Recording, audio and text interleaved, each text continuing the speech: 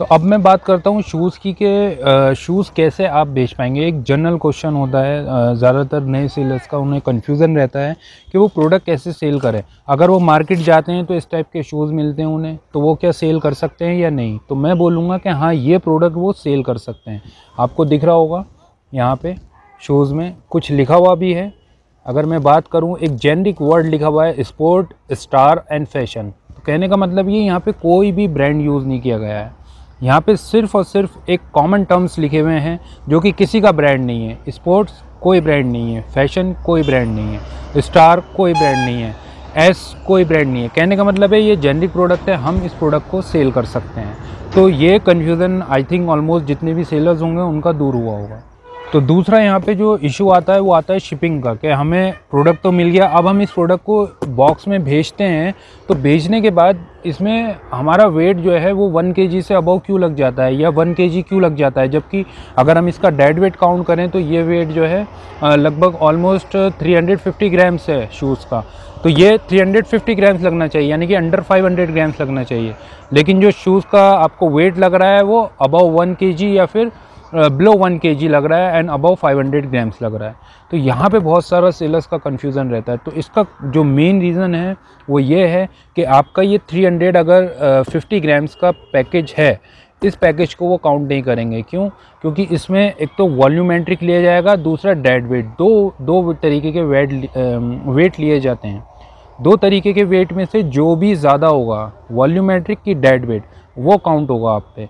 तो dead weight इसका 350 grams है।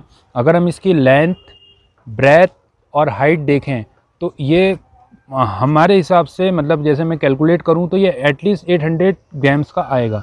तो मुझे जो वेट लगेगा वो लगेगा 500 टू 1 kg। इसलिए हमारा वेट यहाँ पे वॉल्यूमेट्रिक लगता है, इसलिए हमें जो है शिपिंग इसमें ज़्यादा देनी पड़ती है। एक क्वेश्चन और सेलर्स पूछते हैं कि मैंने शूज़ तो ब्रांडेड ले लिया, यानी कि नाइकी, प्यूमा, एडिडास, जो भी मैं ब्रांड सेल करना चाहता हूँ उस ब्रांड का प्रोडक्ट तो मैंने ले लिया है, होलसेलर से ले लिया है, तो क्या मैं वो प्रोडक्ट सेल कर सकता हूँ, नहीं कर सकता हूँ? सबसे मेन क्वेश्चन ये होता है जो कॉमन नए सेलर्स होते हैं उनका। तो देखिए, सपोज़ ये मेरा प्रोडक्ट है, ये प्यूमा का शूज़ है, मैं ख़रीद के लाया हूँ होलसेलर से, और ये प्यूमा का शूज़ मैं ऑनलाइन बेचना चाहता हूँ। ये शूज़ है, इस शूज़ को मैं ऑनलाइन बेचूंगा। तो उसके लिए क्या करना है, हमें शूज़ ले आया, मैं फ़ोटोग्राफ़ी, लिस्टिंग वगैरह वो जो है सब वहाँ पे आपकी मिलेगी वेबसाइट पे। आपको अमेज़ॉन पे सेल करेंगे तो यहाँ पे आप ये आर्टिकल नंबर डालेंगे तो आपको वो सर्च हो जाएगा। इसी तरीके से आप फ्लिपकार्ट में आर्टिकल नंबर डालेंगे तो सर्च हो जाएगा। कहने का मतलब है कि लिस्टिंग आपकी ऑलरेडी वहाँ पे मिलेगी, सिर्फ आपको इस प्रोडक्ट को कॉपी करना होगा, मैच कराना होगा, और मैच करा के अपने प्राइस और क्वांटिटी मेंशन करनी होगी। तो काम बहुत इजी है, लेकिन यहाँ आप सेल नहीं कर पाएंगे।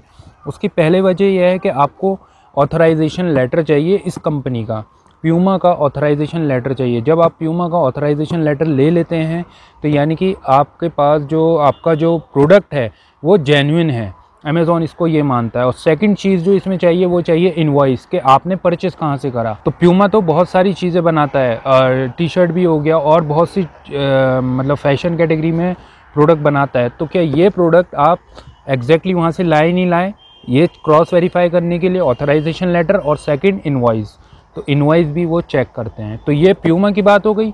अब नाइकी, रिबॉक, एडिडास, जो भी आप ब्रांड सेल कर रहे हैं या फिर कोई प्राइवेट लेवल का ब्रांड सेल कर रहे हैं, उनका ऑथराइजेशन लेटर कंपनी से, सेकंड उनके इनवॉइस। तो ये चीज़ें हमें चाहिए और हम ईज़िली सेल कर सकते हैं।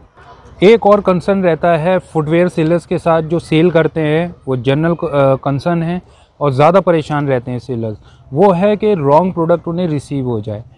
अब वो किस तरीके से करेंगे? सपोज़ जैसे ये प्रोडक्ट है प्यूमा का, मैंने प्यूमा का सेल करा है। अब मैं आपको दिखाता हूँ, प्रोडक्ट है प्यूमा का, ये ओरिजिनल प्रोडक्ट है, ठीक है। अब ये प्रोडक्ट मैंने भेजा कस्टमर को, और प्रोडक्ट भेजने के बाद क्या हुआ कि कस्टमर के पास रिसीव हुआ, कस्टमर ने ये प्रोडक्ट मतलब दूसरा रॉन्ग प्रोडक्ट हमें आ गया। ये प्रोडक्ट नहीं आया एग्जैक्टली जो प्यूमा का था, हमें दूसरा प्रोडक्ट आ गया। तो हम क्या करेंगे? प्रोडक्ट सपोज़ हमें ये वाला आ गया, ये प्रोडक्ट आ गया, देखिए ये प्यूमा का तो नहीं है, जो हमने भेजा था है ब्लैक ही, लेकिन ये रॉन्ग प्रोडक्ट आया है। अब वजह कुछ भी हो सकती है रॉन्ग प्रोडक्ट आने की। हो सकता है कि जो कोरियर पिकअप करने गए हों वो वहाँ से गलत पैकेज में उन्होंने डाल दिया हो, किसी और सेलर का प्रोडक्ट इस प्रोडक्ट में, इस पॉली में डाल दिया हो। जो इसका था वो किसी और सेलर में डाल दिया, तो ये गलती हो जाती है लॉजिस्टिक की भी तरफ से। तो कहने का मतलब ये है एनी हाउ आपको रॉन्ग प्रोडक्ट आया, तो आपको सिंपल सॉल्यूशन है, सीधे सेलर सपोर्ट पे आप बात करिए कि मुझे ये product regarding this order ID ये मुझे रॉन्ग रिसीव हुआ है। फिर वो आपको गाइड करेंगे किस तरीके से आप फर्दर उन पर एक्शन ले सकते हैं। तो जो भी इशू है, जो भी सॉल्यूशन देना है, वो नीचे जो है आपको सेलर सपोर्ट बताएंगे कि किस तरीके से फर्दर करना है। इसके अलावा जब भी आप पैकेज ओपन करें तो आपको इमेजेस क्लिक करनी है, वीडियो डेवलप करनी है। तो ये थोड़ा सा ये जो कंसर्न है इसका सॉल्यूशन यही है, और उन मार्केट प्लेस पे शेयर करना है जहाँ पे भी ये गलत प्रोडक्ट आया है। तो जब आपको रॉन्ग प्रोडक्ट रिसीव होता है और आप जब शेयर करते हैं इमेजेस वगैरह वीडियो, तो मार्केट प्लेस आपको रिइंबर्समेंट देता है डिपेंडिंग कि क्या उनकी पॉलिसी है उस पर्टिकुलर कैटेगरी में। जैसे कि हम शूज़ की बात कर रहे हैं तो शूज़ कैटेगरी में क्या पॉलिसी डिसाइड कर रखी है इन मार्केट प्लेस ने, उसके हिसाब से आपको रिइंबर्समेंट मिल जाता है। तो मैं अक्रॉस द कैटेगरी काम कर रहा हूँ फुटवेयर में। आज मेरे पास 10 डिज़ाइन डेवलप हो रहे हैं फुटवेयर में, मेंस शूज़ में। कल को वुमेंस में 100 हो रहे हैं और स्लीपर्स में 50 हो रहे हैं। कहने का मतलब ये है कि हमारे पास शूज़ डेवलप होते रहते हैं, स्लीपर्स डेवलप होती रहती हैं। तो हम किस तरीके से ब्रांडिंग करें, तो एक ये मेजर कंसर्न रहता है कि ये पर्टिकुलर डिज़ाइन आया, ये मॉडल आया, तो इसमें हम किस तरीके का बॉक्स रखें। इसी में डिसीज़न लेने में हमें 4-5 दिन लग जाते हैं और जो वर्क है वो हमारा लेट होता चला जाता है। तो सिंपल सॉल्यूशन है इसका, आप इस टाइप का बॉक्स रखिए। जैसे ये बॉक्स है वैन का, तो ये मेंस या वुमेंस का है, वो आपको स्टिकर लगाना पड़ेगा। MRP लेबल आप यहाँ लगा लीजिए बॉक्स में कि ये मेंस शूज़ फॉर मैन है या वुमेन शूज़ है। जो भी आपको लिखना है वो आर्टिकल नंबर, MRP प्रोडक्ट का और मैन्युफैक्चरिंग डेट, वो सब आपको मेंशन करना है एज इट इज़ जैसे आप करते हैं। तो उसके बाद आपको जस्ट ये प्लेस करना है अपने वेयर हाउस में। कहने का मतलब ये कि ब्रांडिंग पॉइंट ऑफ व्यू से आप मेंटली फ्री हो जाते हैं। आपका जो काम रहता है सिर्फ इतना कि डिज़ाइन नया क्या लाना है और उसको कैसे सेल करना है।